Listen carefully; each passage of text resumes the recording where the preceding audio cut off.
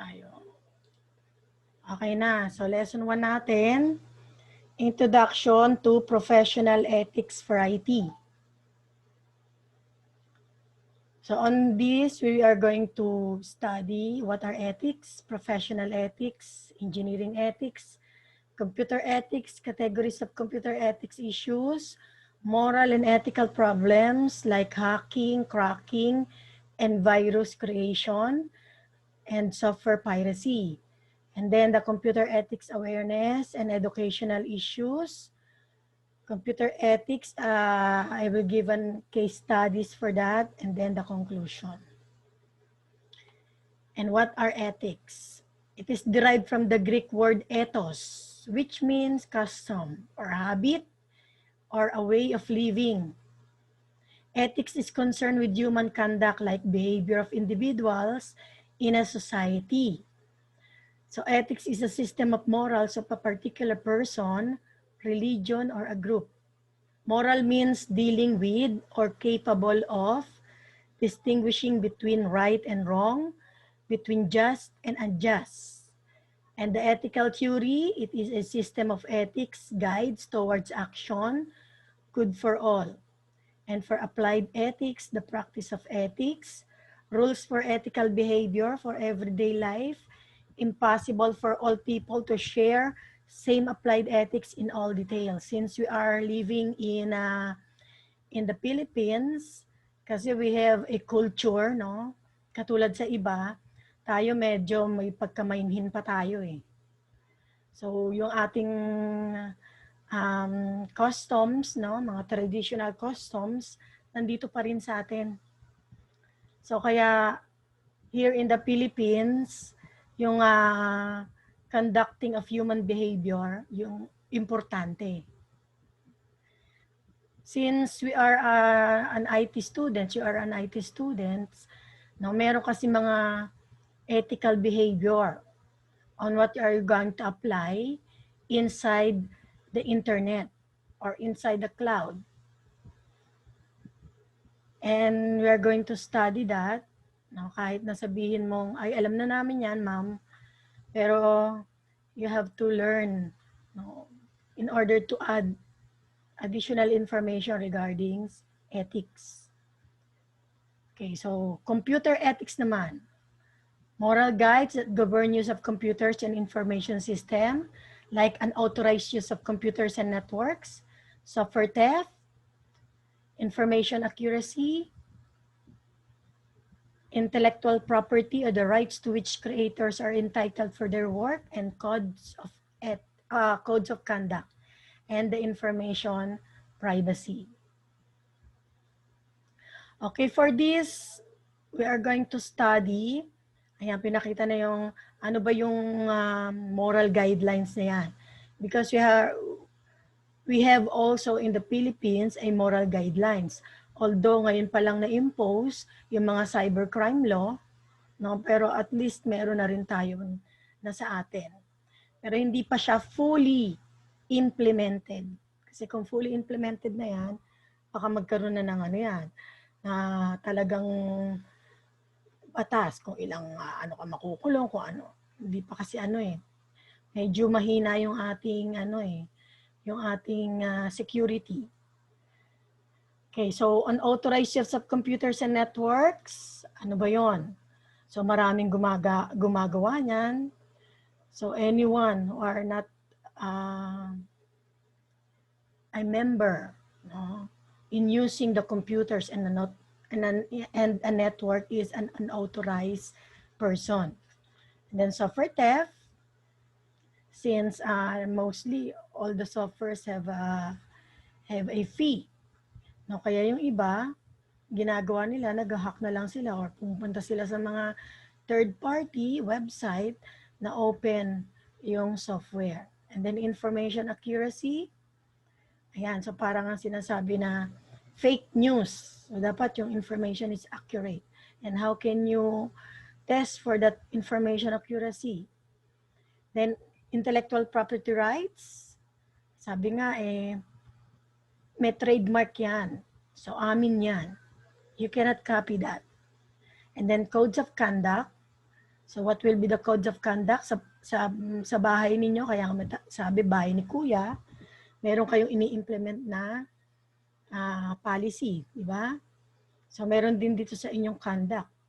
So what are those codes of conduct? And then information privacy, since as an individual, hindi ka naman robot, hindi ka naman machine, di ba? So you are a human, so you need a privacy, not only for yourself, pero yung sa information na ibibigay mo, you need to have that.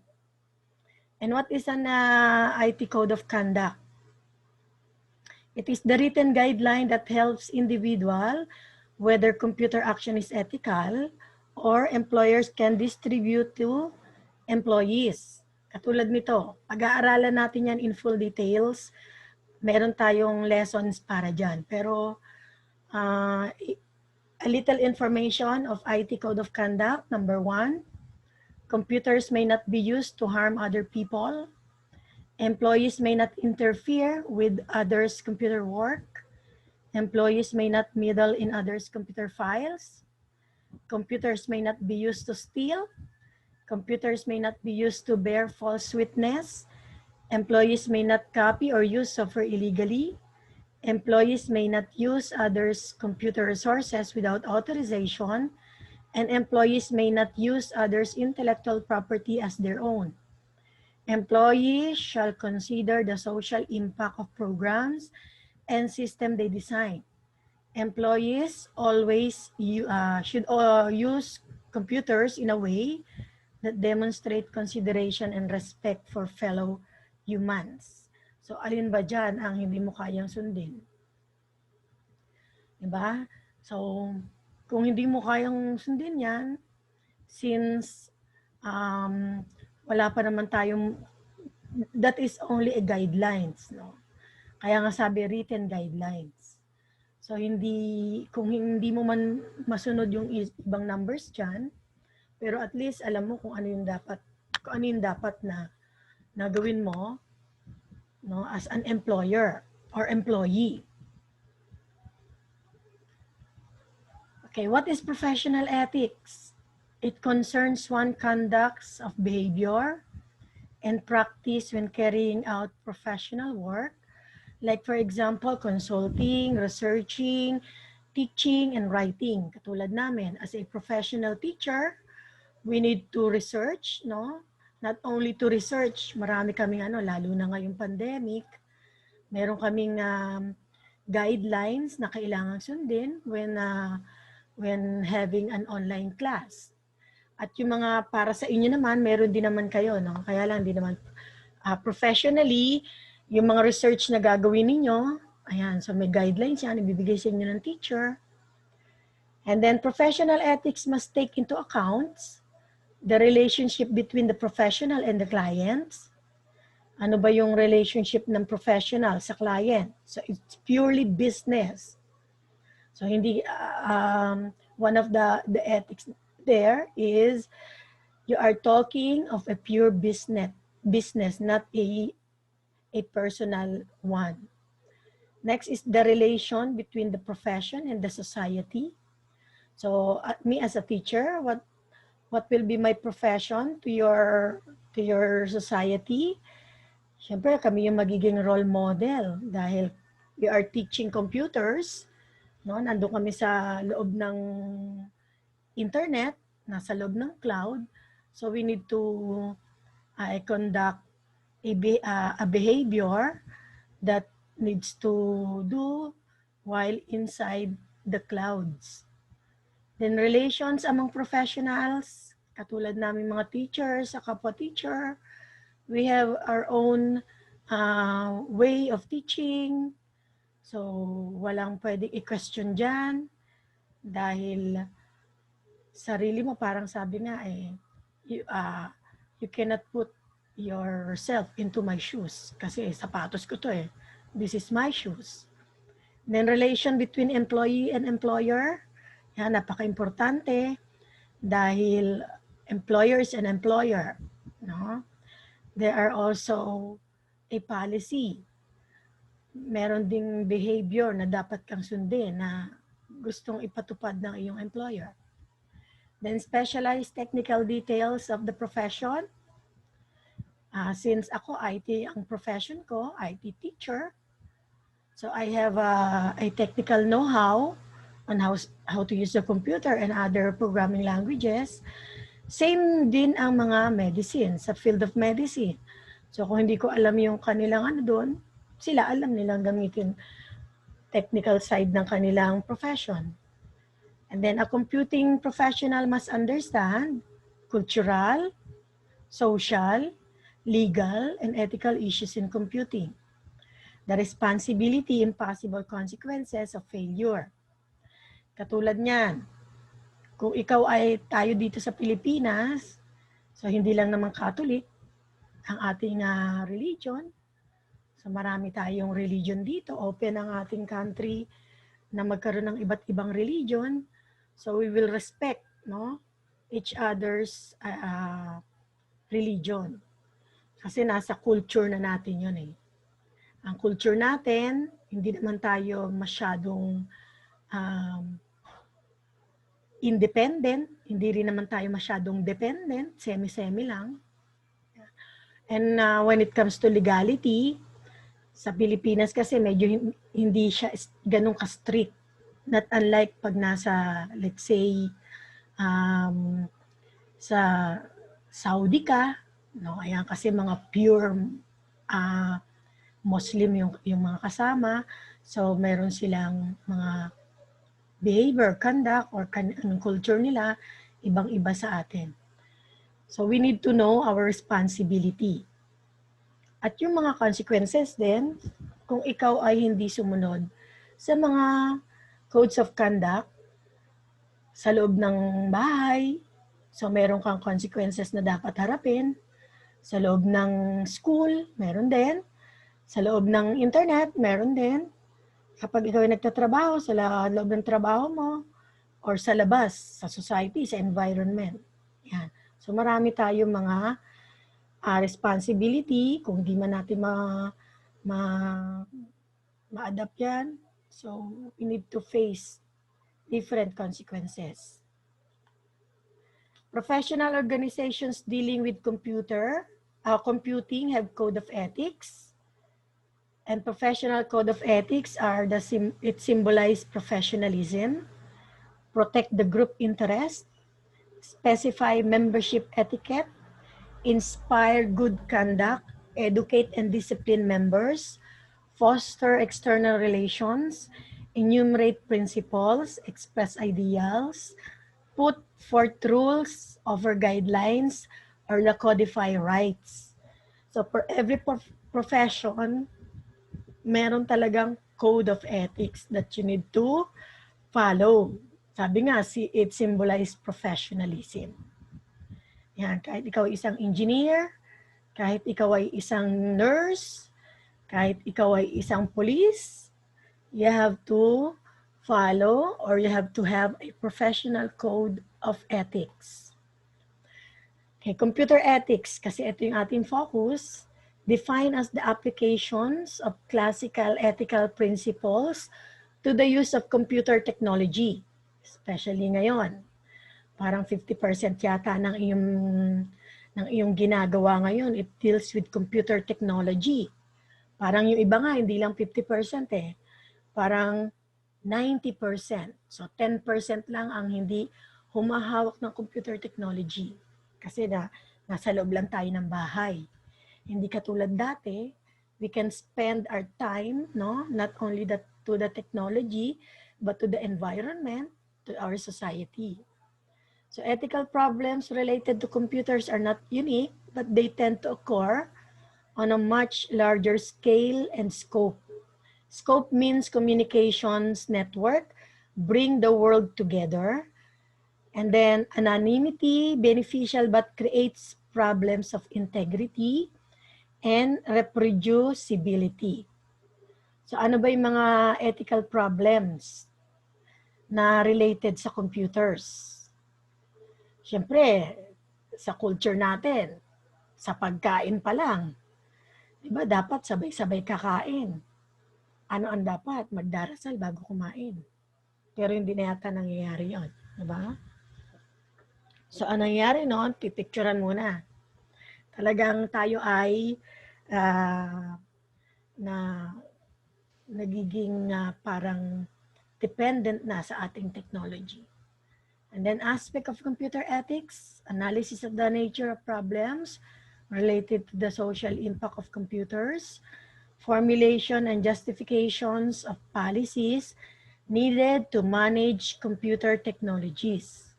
So how can you analyze the nature of problems? No? Ano ba yung mga impact ng computers sa social life ng tao? Ano ba yung impact ng computers sa environment ng society? Okay. So meron tayong categories of computer ethics issues like the privacy, the property, the access, and the accuracy. Sa privacy, computers create a false sense of security.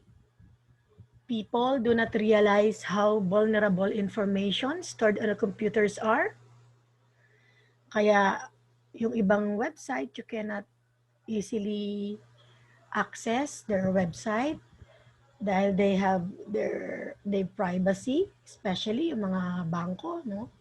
Dahil marami ngayong nangyayaring mga hacking or they use a wrong information. Kaya nga ano ba yung mga security na kailangan na alamin while you are using a computers.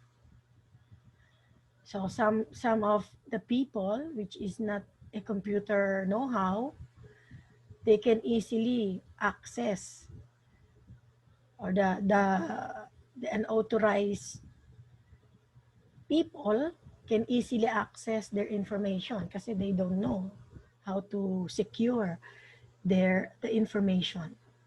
And then the property, it is the physical property or the intellectual property in both copyright and patent, and data as property. Ayan. So, hindi man siya naka-trademark, but we know that that property is mine. So, pwede rin natin yan bigyan ng issues.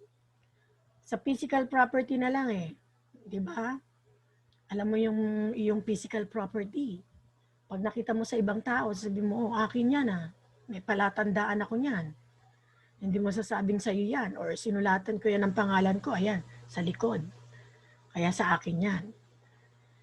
Pero, kung walang pangalan, how can you prove that that physical property is yours? Eh kung pare-pareho naman tayo may TV. Nawala yung TV mo. Yung kapitbahay mo nagkaroon ng TV, but you don't know na yung TV na yun sa'yo pala. 'Di ba? Dahil wala namang patent or wala namang walang trademark. Katulad ng intellectual property, issue rin yan. Even though it is a trademark, copyrighted pa, pero na-access pa rin. And data as property. So marami niyan sa loob ng mga social ano ba 'yon? Facebook account, yan, yung email account, yung inyong Twitter account. So may mga data kayo dun sa loob na medyo makikita nyo nasa ibang tao na or ginamit na ng iba. At makita nyo yung mga picture nyo naka-display na sa website na hindi dapat dahil naka-open, no? Pwedeng i-access, yan. So yun yung mga property. And then access to computing technology, access to data. And then accuracy of information stored. So since marami tayo ngayong halos lahat yata nagbebenta na eh. Wala na yata ngayong bumibili. So almost all, especially nasa bahay ka lang, what can you do if you want to earn a living? Diba? So you need to have an online selling. So magbebenta ka. Yung mga nagbebenta, yun din naman yung mga bumibili. Eh parang lahat pa tayo ay seller. Wala nang buyer. So you need to have an accuracy of information. Katulad niyan, yung face mask. Tatawa ako dyan sa face mask na yan. Marami nagpo-post. Face mask, face shield pala. Marami nagpo-post na meron silang yung available na face shield, as pag bumili ka na, wala naman pala. Yan, maraming naloloko.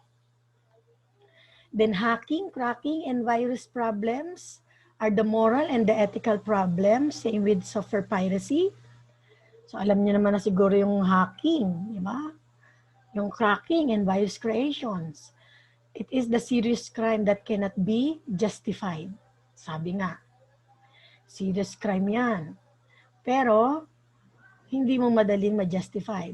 Attempts at justifying such actions because electrons are free, they do not belong to anybody. Companies have weak protections, point out flaws and vulnerabilities in information system. Hacking or virus creation is right in a particular country or culture. Ang manggagawin mo na lang, if you experience that, nagkaroon ng virus, nawala lahat ng files ko, paano gagawin ko? So, ang gagawin mo na lang, you cannot blame anybody, di ba? You cannot blame one person or kapatid mo na gumagamit ng computers. You cannot blame that. So, ang talaga magagawa mo na lang is to use an antivirus. Kung hindi na makuha yung files mo, recovery application, no? Or software, pwede rin. Kung hindi na talaga, gawa ka na lang ulit. Sabi nga, you cannot, a serious crime that cannot be justified.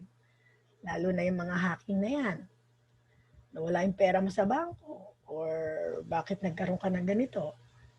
They own to the investigations, but the outline nun or the output nun, wala ka rin magagawa. Then software piracy, it means unauthorized copying of software, stealing. Ito, isa-isahin natin ito I will only give you an insight. No? Pero we will go deeper on these different moral and ethical problems. Kung may question kayo, pwede namang sumingit kayo while I'm talking. Okay, so to continue, software piracy is morally wrong as it constitutes a violation of someone else's rights. Medyo naririnig niyo pa ba ako? Yes, ma'am. Yan. Basta nakikinig kayo, wag lang kayo natutulog. Okay, next, problems with codes of ethics. Ano ba yung mga problems? Legal system is not complete and correct guide to moral behavior. Even though it is a systematic approach to the people na gusto mong i-share yung iyong website, pero hindi naman lahat ng nasa loob ng internet ay legal user, no? Magkakaroon ka pa rin ng problem. Then codes of ethics are mostly voluntary. Sabi nga, it is just a guidelines. Then may encounter situation for which the code makes no explicit recommendations. Goodness cannot be defined through a list of do's and don'ts. You must use your internal sense of ethics. So it means, nasa sa inyo pa rin yun. So sabi nga, it's your choice. We are only here. Parang magulang din yan sa anak. Andito ang magulang ninyo para i-guide kayo, pero kayo pa rin yung masusunod eh. Di ba? Pero andito lang yung parents para i-guide kayo kung ano yung tama at kung ano yung mali. Pero sa sa adaptation nun, kayo na ang bahala. If you are going to adapt what your parents teach you, di mas maganda. Kung hindi, nasa sa inyo yun. Then computer ethics, awareness, and educational issues. How to raise the moral consciousness and ethical level. Possibilities of developing global computer ethics codes. Dito sa una, since meron kang, dito magre-raise lang naman ang ethical or moral consciousness kapag tinamaan ka na eh. Pag ikaw na yung nahack, ikaw na yung pero hanggat hindi, wala ka namang pakialam, di ba? Gamit ka lang ng gamit ng computers. And then computer ethics education should include or else i-educate mo yung tao, di ba? So it includes explanation of disruptive potential of even a single user, understanding of importance of ethics and lack of laws in computer or information technology, explanation of information security and related problems, making people aware of ethical impact of their actions, training and education by professionals. So, dito sa atin sa Pilipinas, wala pa talagang, hindi pa ganun kalawak, no, yung ating batas para sa mga hindi sumusunod sa loob ng sa cybercrime natin. Kaya, kailangan pa rin ng further education. So, you need to understand, no, what are you going to do? Siguro, sabi nga, think before you click. Kaya kailangan pag-isipan mo ba kung tama ba yung gagawin mo or hindi. Kasi pag pumasok ka na sa loob ng computer society, no, hindi na natin alam kung sino yung mga hindi naman natin invited nakakapasok sa account natin. Hindi katulad sa bahay. Kung di ka invited, pagsaran mo ng pinto yan, hindi makakapasok.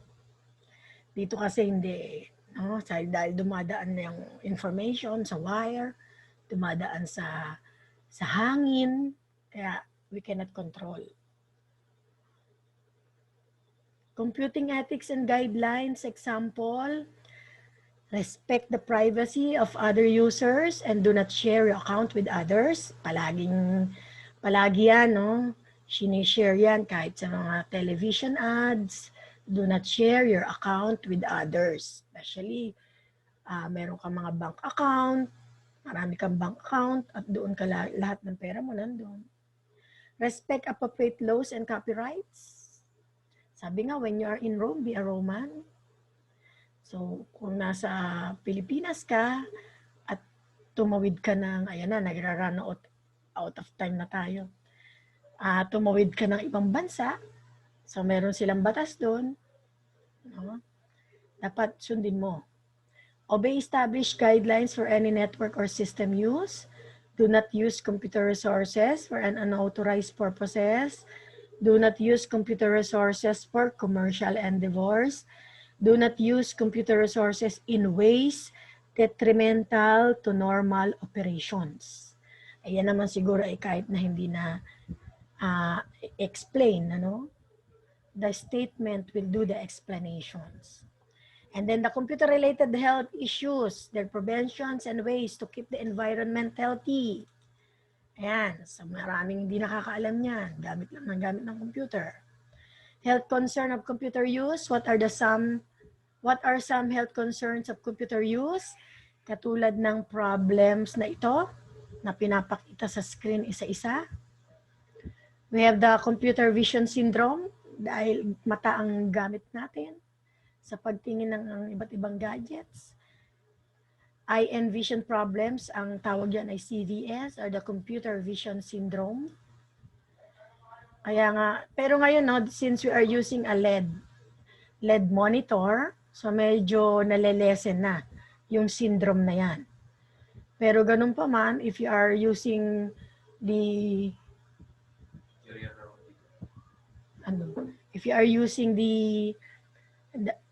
monitor 24 hours, nako, expect nyo na yan. Kahit na sa ayot sa gusto mo, talagang mananakit na ang mata mo. At meron din tayong tinatawag na RSI, which is the repetitive strain injury. Ano ba yung mga yan? This is the CTS, under that is the CTS, or the carpal tunnel syndrome, inflammation of nerve that connects forearm to palm. Naku, naranasan ko yan last week, no? Dahil ang gamit ko lang ay mobile. Ilan ng klase ko, mobile. Ngayon, hindi na. Laptop na gamit ko eh. Kaya nakababa na yung mga kamay ko. And then another one is the tendonitis, inflammation of tendon due to repeated motion. And then the last one is the computer addiction. When computer consumes entire social life, Nako, kahit pagkain, nakakalimutan, no? Ang tawag dyan ay computer addictions. At marami po tayong nagiging patients ng mga yan, computer addictions. And what are the precautions that can prevent tendonitis or carpal tunnel syndrome? So meron tayong mga exercise. Nung nag face-to-face pa kami, trinay namin yan, pinatayo ko silang lahat. Ano, pwede ba tayong tumayo? Okay, so ganun lang. Spread your fingers apart from several seconds while keeping the wrist straight. Lalo na yung mga, kasi ako laptop gamit ko, so hindi ako ma-mouse. Hindi ako mouse user or keyboard user. Kahit hanggang ngayon na-apply ko pa rin yung yung anong tawag doon? Yung paggamit ko ng laptop. Ang gamit ko na ay desktop. Kaya medyo naninibago ako. Gently push back the finger and then thumb. Dangle arms loosely at sides and then shake arm and hands. Alam nyo siguro yan if you are using the keyboard, siguro 6 na oras. Naku, Diyos ko, tagal niyan. So medyo i-shake nyo yung arm ninyo. Tsaka yung kamay ninyo. No? Para medyo naman, kaya yung iba, yung mga encoder, gumagamit sila ng mga ergonomics kind of gadgets. So how can you, ito naman, para naman ito sa eye strain. So how can you ease eye strain when working at the computer? So there are techniques to ease the eye strain. Ayan. Sabi nga, ang mata mo ay ang window ng tao, di ba? Ito yung yung window. Kung sa computer may windows, meron din tayong windows. Yung ating eyes. So every 10 to 15 minutes, take an eye break. Look into the distance and focus on an object for 20 to 30 seconds.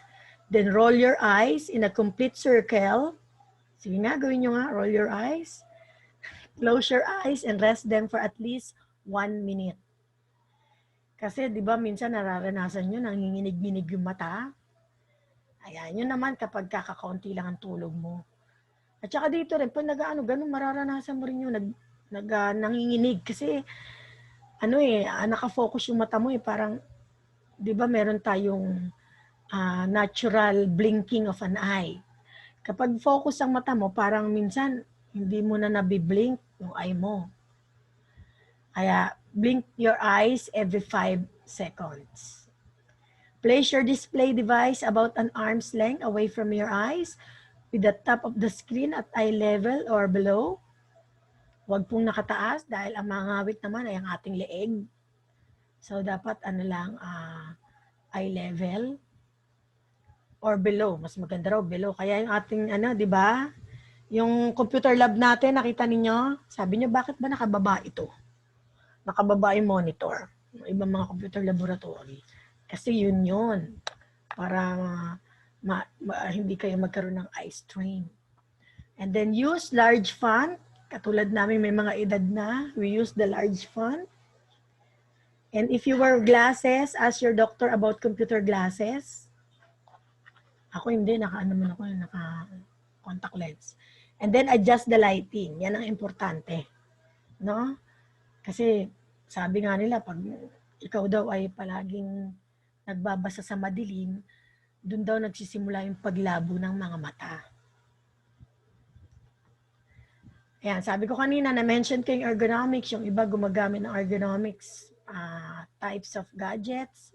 Ergonomics means applied science devoted to comfort, efficiency, and safety in workplace. Ayan. So, dito sa aking diagram, mayroon ditong computer table, keyboard, yung ating monitor, chair, and tables. Ayan. So, sabi rito, keyboard height should be 23 inches to 28 inches.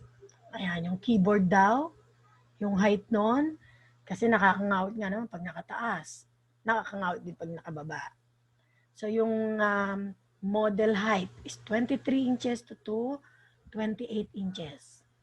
And for your elbows at 90 degrees and arms and hands parallel to the floor. Parallel. So ibig sabihin, yung feet nyo naka-flat sa floor. Yan. Kaya dapat kung gagamit man kayo ng table, no? See to it na kasi doon nakalagay yung yung keyboard. See to it na yung elbows niyo is 90 degrees. At kailangan ang chair, adjustable backrest, ang chair, adjustable seat, adjustable height chair with 5 legs for stability. So usong-uso na ngayon yung gaming chair, di ba? So, sino sa inyo may gaming chair? So lahat na yata ng ergonomics na position dyan sa chair na yun, nandun na. You can adjust, meron siyang headrest, pwede mo siyang i-pull down. No? Kaya marami na ngayong mga ergonomics types of gadgets or mga katulad ng chair na yan. So sabi, 5 legs daw is for stability. Kaya wag naman kayong gagamit ng mga dalawa lang kasi maaring iba tayo pa naman, malikot pa naman lalo na kayo, mga kabataan pa kayo, kalilikot magsipag-upo. No, pagka ang chair na hindi stable, maaari kayong mahulog. Yan. So, health concern then of computer use is a green computing. So, green computing means reducing electricity and environmental waste while using the computer. So, green computing suggestions: use computers and devices that comply with the Energy Star program. Do not leave the computer running overnight. Ayan. And then turn off the monitor, printer, and other devices when not in use. Use paperless methods to communicate. Recycle the paper by